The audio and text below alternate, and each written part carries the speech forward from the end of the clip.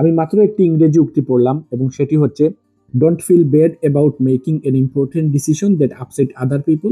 You are not responsible for their happiness, you are responsible for your own happiness.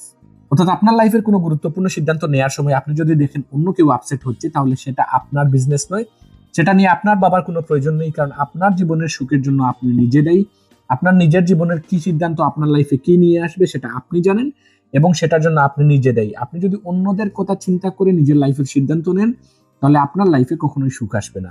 আপনি সিদ্ধান্ত নেবেন আপনার situation অনুযায়ী, আপনি সিদ্ধান্ত নেবেন আপনার ভালোর জন্য, আপনি সিদ্ধান্ত নেবেন আপনার ভবিষ্যতের জন্য।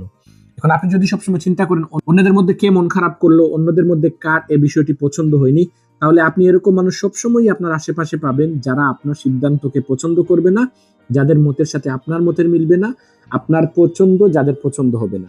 আমাদের সবার নিজের সুখের জন্য আমরা নিজেরাই দেই, আমাদের সিদ্ধান্তই আমাদের জীবনে সুখ অথবা দুঃখ নিয়ে আসে। তাই আমরা আমাদের নিজেদের সিদ্ধান্ত নেওয়ার সময় অন্যদের কথা চিন্তা না করে আমরা নিজে কি চাইছি সেটা নিয়ে চিন্তা করা উচিত। Thanks for watching.